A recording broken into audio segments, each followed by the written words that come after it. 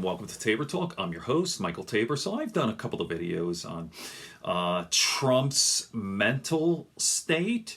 Is there something physically, cognitively wrong with him? We know that he is obviously a despicable human being, but Trump has some serious physical problems here. So, from an insider staffer, actually, there's a new report out, or actually a book, I believe, talking about Trump is slurring his words, he's stumbling, and he gets irritated easily.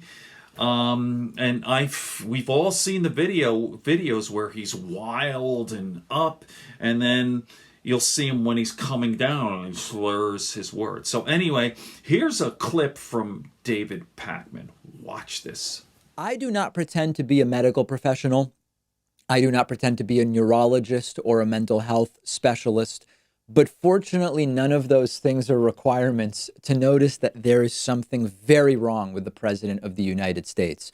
And there's a new report that says Donald Trump is regularly stumbling, slurring, and confused at the White House. Now, I'll be totally upfront. This could be drug abuse, as we've covered. This could be early stage dementia.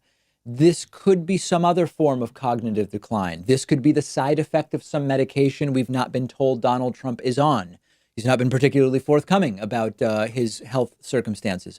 This could be any number of things, but it's something. That is what is very clear. And it keeps coming up every time we hear from another White House insider. There's a new book called A Warning. It's from the same anonymous staff member who wrote that New York Times op-ed last year. We have some viewers who are speculating about who it might be. We'll talk about that in the voicemail segment today. They claim to be part of the resistance inside the Trump administration. And as usual, if merely 5% of what's alleged in the book is true, it's cause for immediate alarm, concern, and action. Here is a quote from the book per the Washington Post.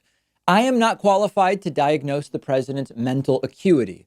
All I can tell you is that normal people who spend any time with Donald Trump are uncomfortable by what they witness. He stumbles, slurs, gets confused, is easily irritated, and has trouble synthesizing information, not occasionally, but with regularity. Those who would claim otherwise are lying to themselves or to the country. Now, there's a bunch of other stuff in the book about Trump making fun of women's physical appearance, making fun of people's weight. Trump is, likely technically obese, by the way. He still makes fun of other people's weight. The regular stunned nature of the people around him. But that stuff isn't even really news, or it pales in importance, really, compared to this. This is yet another data point. It's another set of allegations pointing to what is in plain sight, yet somehow it's considered to be in poor taste to talk about this, inappropriate to talk about this. This is the presidency. This should go beyond party.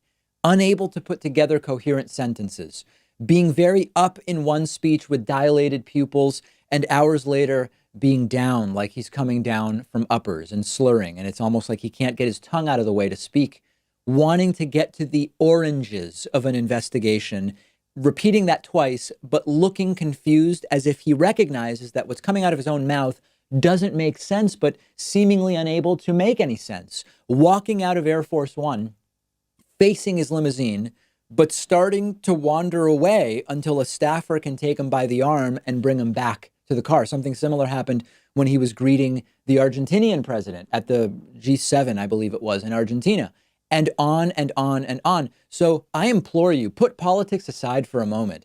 This is an unfit person to be president merely on the basis of his cognitive state alone. Now, let me propose something that is now floating around.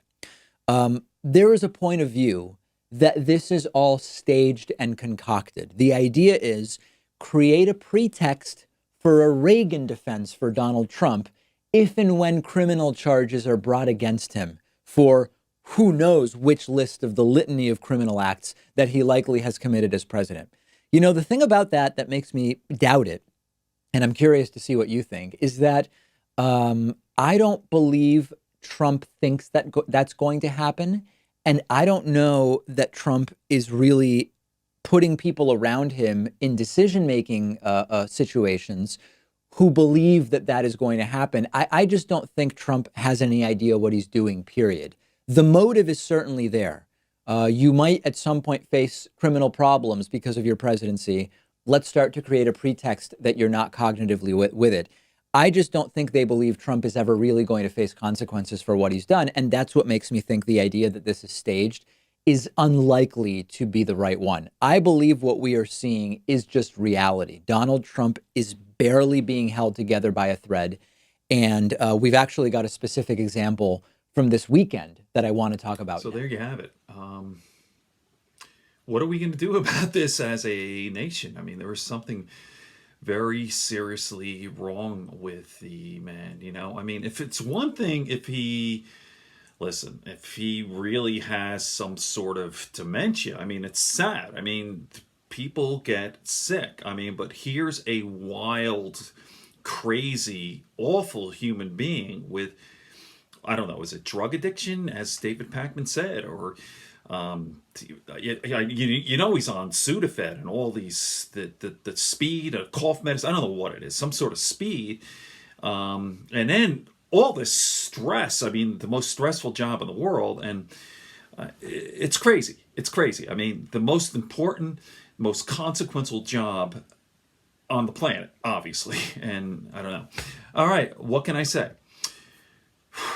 Wow. Good friends, good books, and a sleepy conscience. Peace, love, and understanding here on Tabor Talk. I almost slurred there. Let me do that again. Peace, love, and understanding here on Tabor Talk.